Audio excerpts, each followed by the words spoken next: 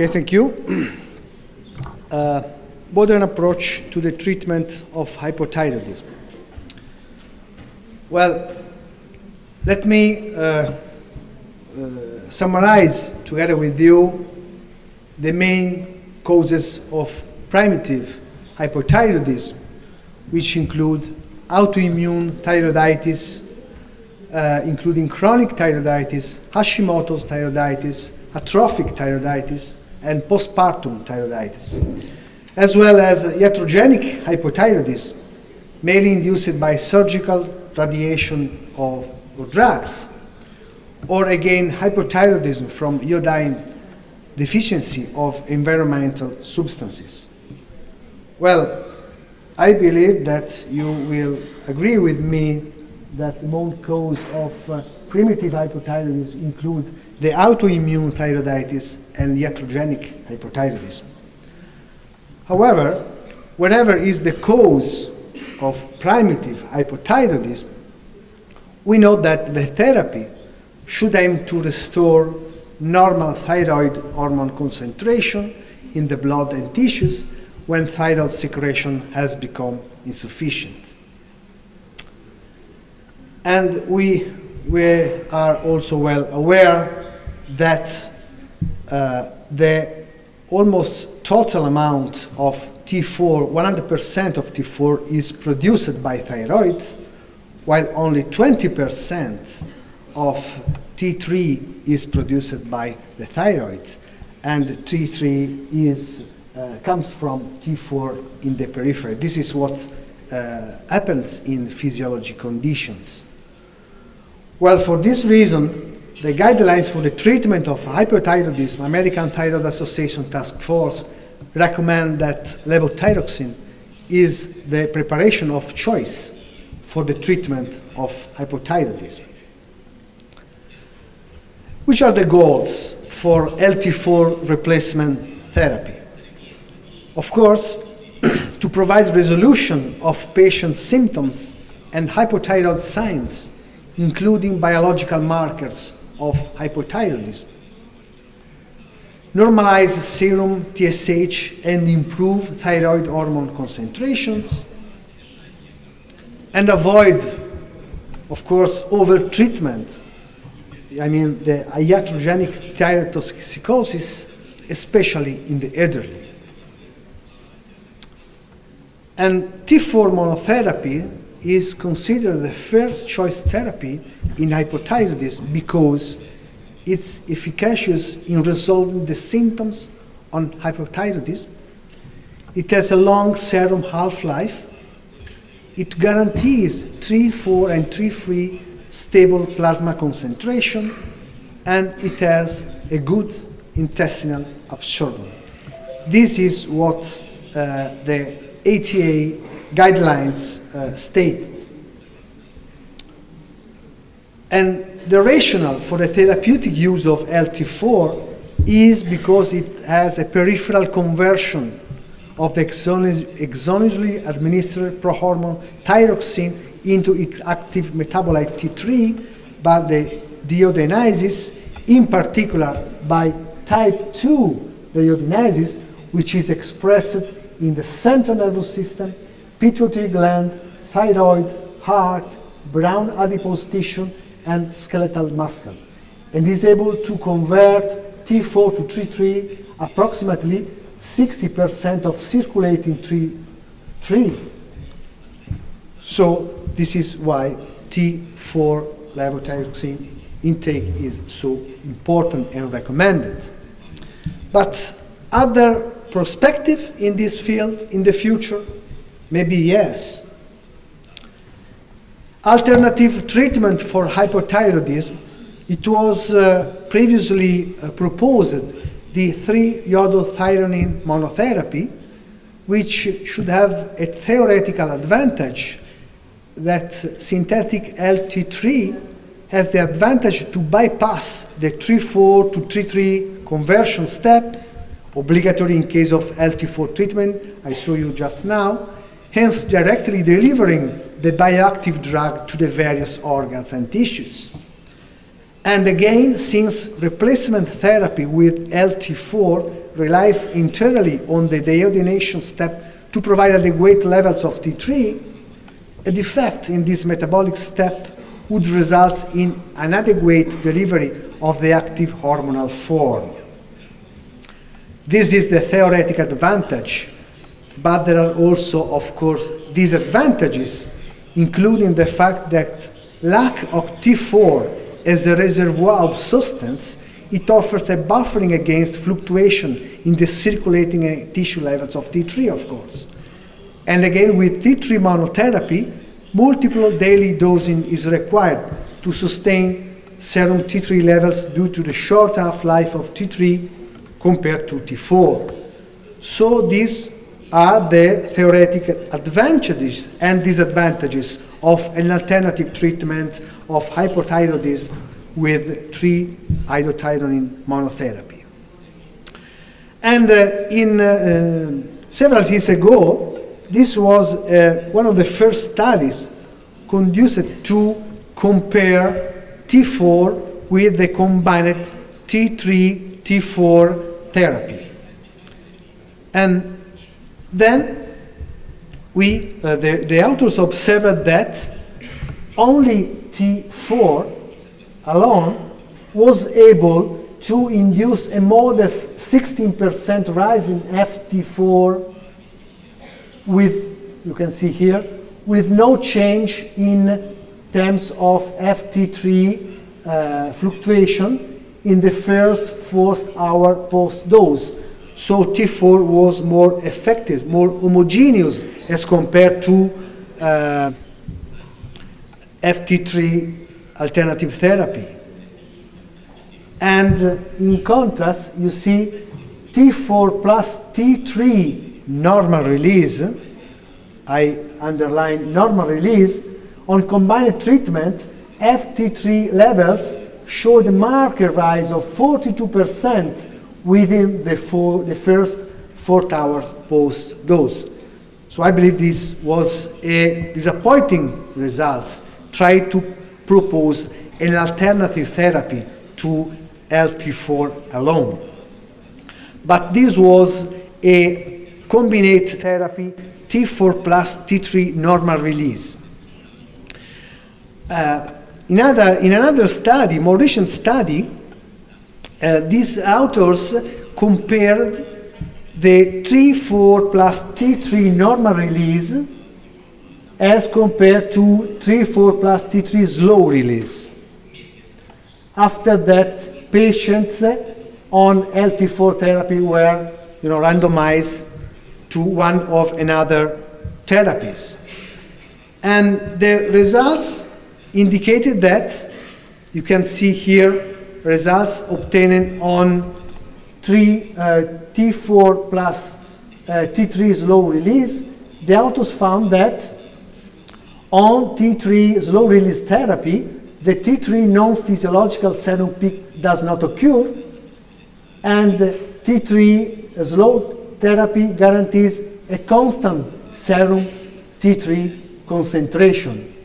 And again, the T3 slow release therapy was able, you can see here better in red, was able to guarantee a constant serum TSH concentration, quite similar to T4 therapy. So these were the main studies trying to propose alternative therapies to T4 alone therapy. But again, the American guidelines decide that at present there is insufficient evidence that LT4 plus LT3 combination therapy serves the hypothyroid patient better than T4 therapy. And they recommend, I underline here in red, that there is no consistent strong evidence of superiority of combination therapy over monotherapy with levothyroxine. So they recommend against the routine use of combination therapy with levothyroxine and leothyroxine as a form of thyroid replacement therapy in patients with primary hypothyroidism. So the guidelines recommend at present that levothyroxine is the preparation of choice for the treatment of hypothyroidism, and is the first choice therapy in hypothyroidism. Let's try to analyze why this is.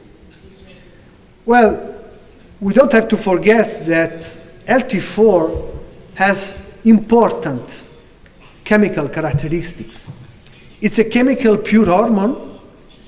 It has a uniform potency.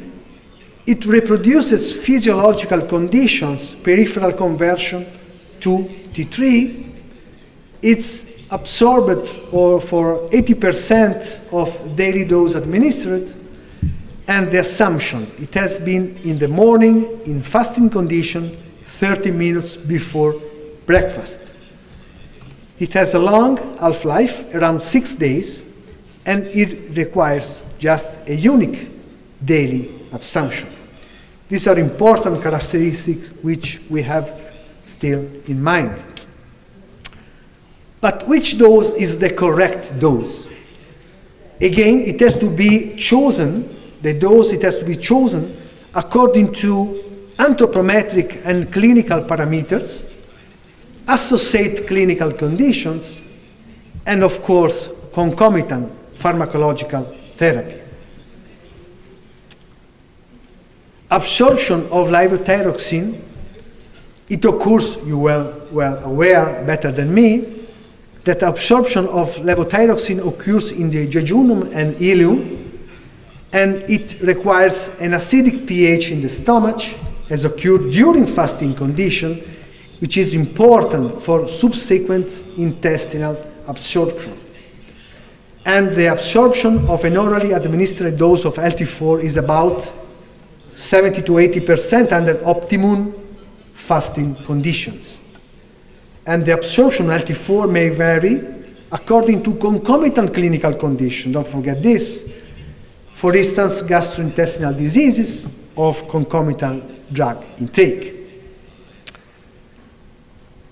And this is an interesting study reported a different impact of different timing of levothyroxine administration according to fasting or non-fasting condition. In this paper, the authors recruited 65 hypothyroid patients, randomized to 3 different regimens to LT4 assumption. The first one in fasting condition, the second was during breakfast time, and the third one was at bedtime, 2 hours after last meal.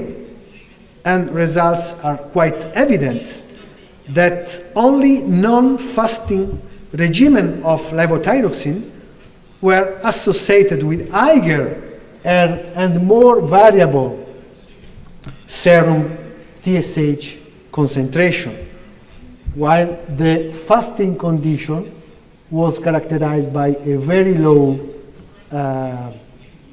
variable TSH concentration. So definitely L-thyroxine should be administered in absolutely fasting condition. Which are the factors affecting levothyroxine absorption? Let me remind you that we have a gastric phase, that the solution of LT4 tablets is conditioned by gastric acidic pH, and we know that concomitant gastric alkaline pH, such as autoimmune atrophic gastritis, Helicobacter pylori infection, or PPI drug intake, which is quite common in our patients, may inhibit the solution of LT4 tablets. And then there is also an intestinal phase in which some conditions of reduced or malabsorption, including celiac disease, gain weight, pregnancy, may increase LT4 requirements. For this reason, the American guideline of hyperthyroidism recommend that in patients in whom levothyroxine dose requirements are much higher than expected, we have to take in mind the possibility that these patients are affected for gastrointestinal disorders, such as Helicobacter pylori-related gastritis, atrophic gastritis, or celiac disease, which should be, of course, considered. And don't forget that our patients are very commonly used to take other pills, other concomitant compounds, which can have an impact on LT4 absorption. And I mentioned calcium carbonate, for instance, or ferrous sulfate. Let's think to our anemic patients. And in these cases, it's quite important that 4-hour separation between administration of these drugs are strongly recommended. This is another strong recommendation from the American guidelines. What's about the gain weight? Well, all of us are well aware that the body mass index is a main determinant of the daily LT4 intake. We usually take into account the body mass index. Actually, Ferruccio Santini is a good friend of mine in Pisa, is a co-worker of Professor Pinchera, demonstrating this interesting study that, of course, we look at the body mass index, but actually the total lean mass is the real measured determinant of levothyroxine dosage in the treatment of thyroid disease. You can see here in this paper that to reach the similar suppression of serum TSH, the dose of LT4 necessary to do that progressively increases with the increment of the body weight of the patient. You can see here normal weight patients 127 microgram rising to 140 in overweight and 150 in obese patient to obtain similar suppression of serum TSH. So gain weight is a condition which requires an increased dosage of LT4. LT4 formulation.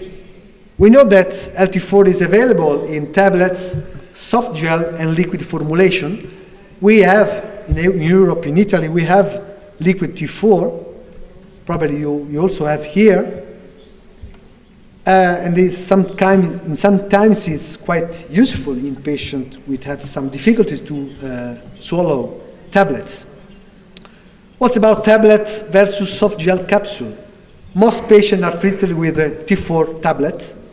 In some pharmacokinetic studies, the soft gel capsule was less dependent upon gastric pH than a branded tablet. Thus, again, this is another recommendation from the American guidelines, the soft gel capsule is an option for patients with suspected poor absorption of the standard solid tablet, especially in the presence of atrophic gastritis. So when we have patients with atrophic gastritis, we can take into consideration this alternative way to give LT4. And from the clinical point of view, which is the optimal dose of LT4? The optimal substitute dose of LT4, of course, is that able to reverse all the signs and symptoms of hypothyroidism without inducing thyrotoxicosis clinical symptoms. And from the biochemical point of view, the optimal substitute dose of L-tyrosine allows to obtain and maintain TSH, FT4 and FT3 within the normal range.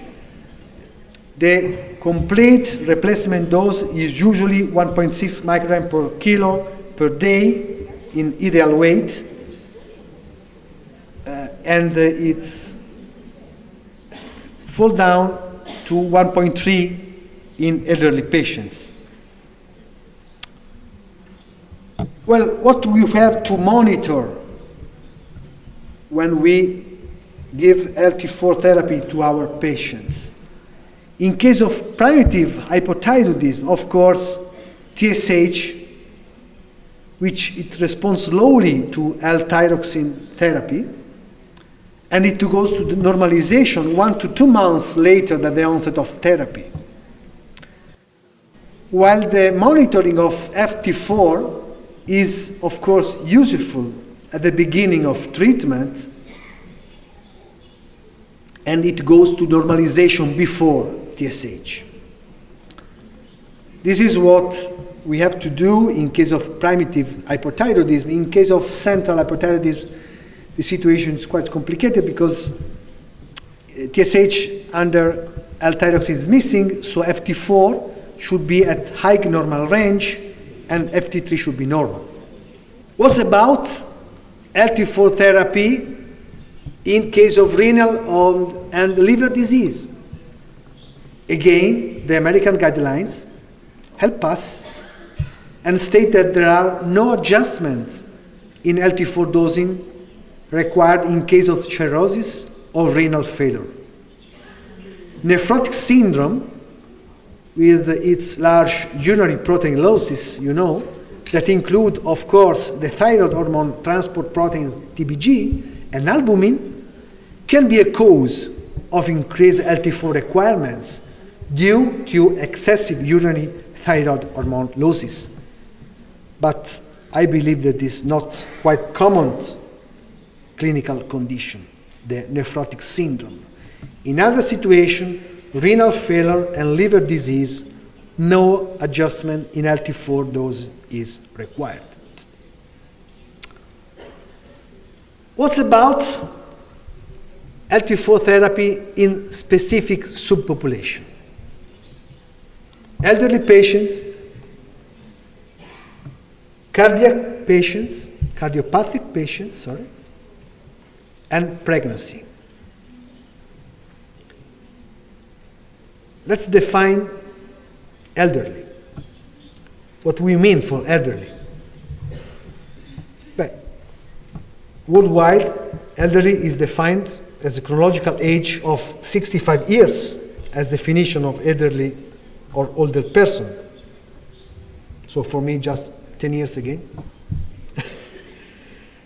And we have to take into account that there is a target serum TSH according to the age during LT4 therapy. There are no randomized trials of LT4 treatment in elderly patients that are available.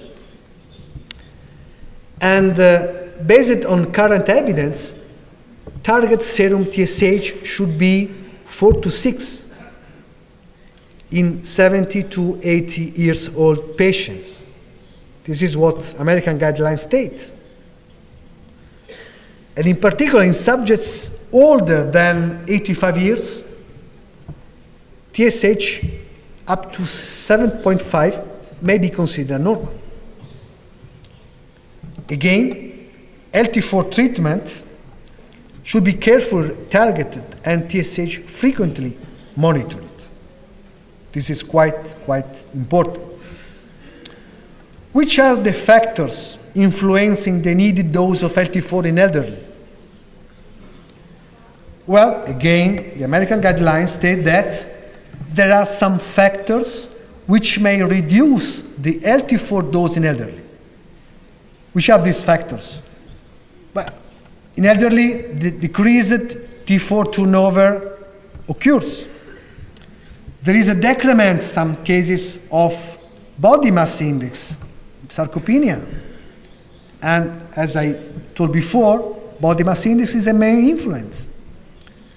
But on the other hand, there may be some factors which may enhance the LT4 dose in the elderly. And I mentioned the decrease of T4 to T3 metabolism with age, the decrement of T4 absorption, and of course, concomitant drug use. We know that polypharmacy in the elderly is quite a common problem. So, many factors which may reduce the LT4 dose other factors which may enhance. In some cases, the amount is quite equal to a middle-aged patients. So sometimes the LT4 dose is closer to what will be predicted in a younger person. But these factors should be taken into account when we have to treat a patient in the elderly phase of his or her age. Well, we have to take in mind that the onset of therapy should be very slow in order to avoid risks of arrhythmia, angina, or acute myocardial infarction. And please, ambulatory visit, TSH, FT4, FT3, and EKG monitoring every 2 months, 1 to 2 months, especially at the beginning. And the final replacement dose mean should be 1.2 microgram per kilo per day. Avoid over-treatment, risk of cardiac complication in the elderly.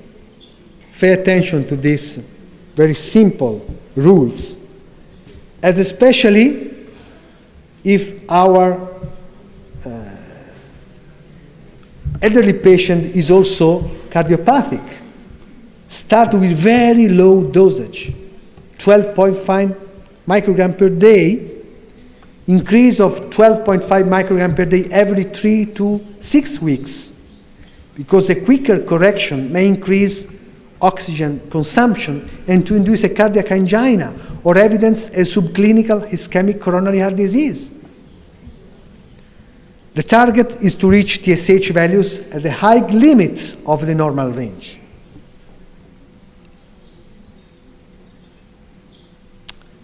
And please take in mind that there are several drugs interfering with levothyroxine metabolism. This table is quite self-explaining. You see that amiodarone, beta blockers, which are very quite common cardiovascular compounds utilized in our patients, may reduce the metabolism of LT4. Carbamazepine, phenobarbital, phenytoin, and rifampicin may increase the metabolism. So we have to take into account the concomitant or also transient administration of this compound. Warning is to monitor frequently the thyroid function. So just a few words on hypothyroidism in pregnancy.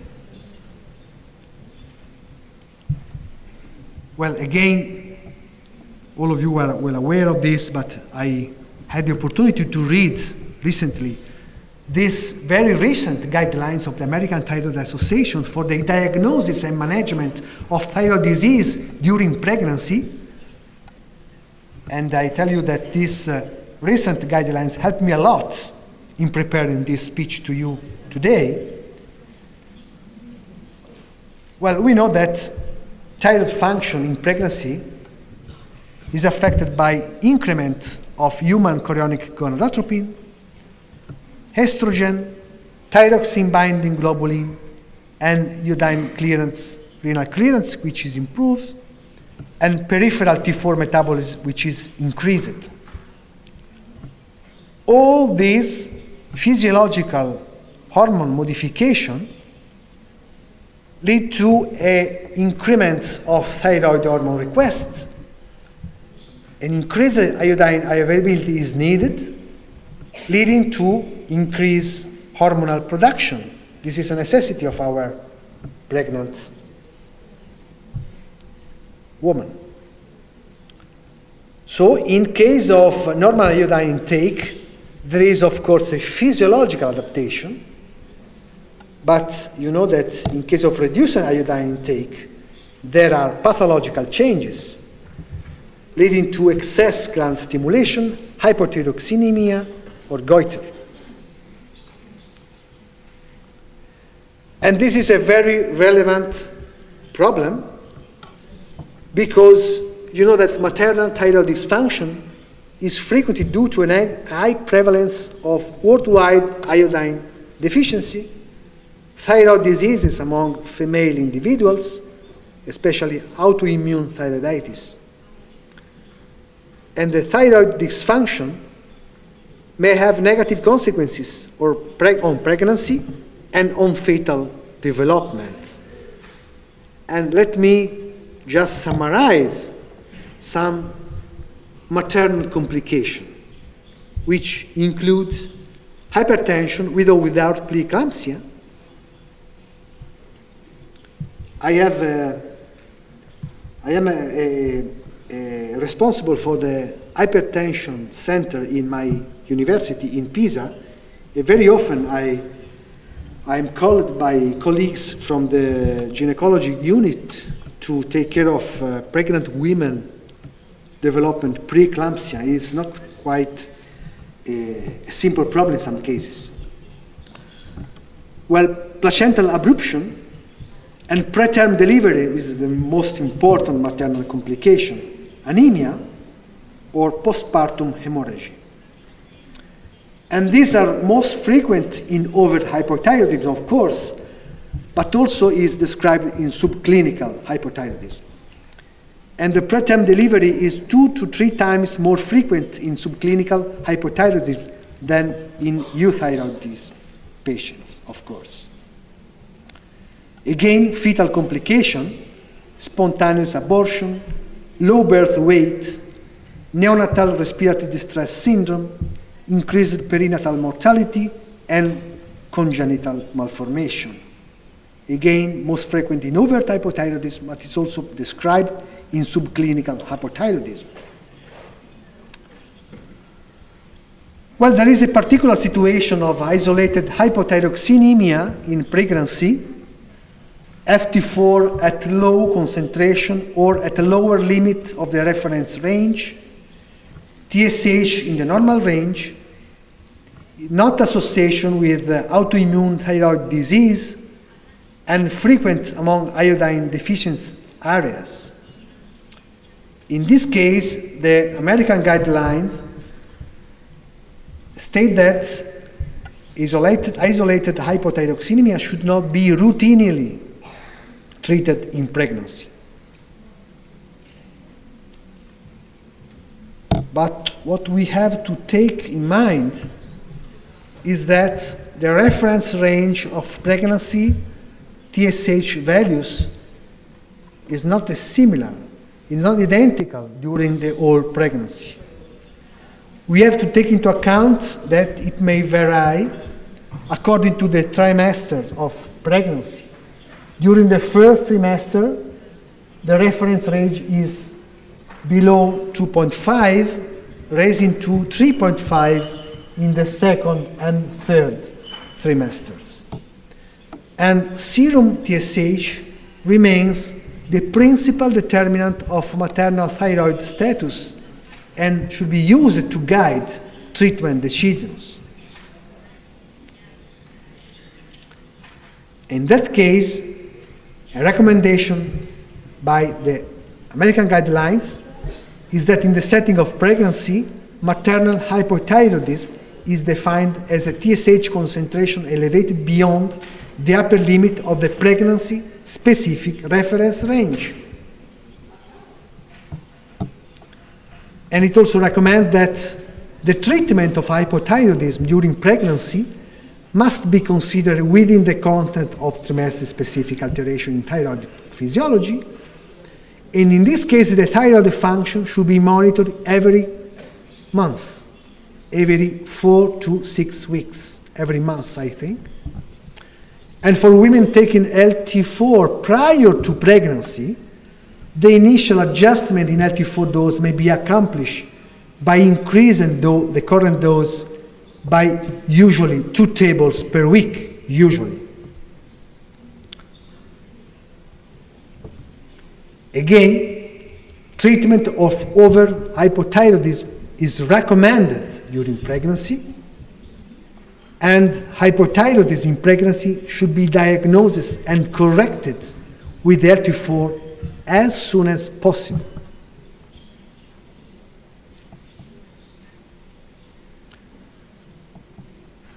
So when to treat, this is my last slide, when to treat subclinical hypothyroidism in pregnancy.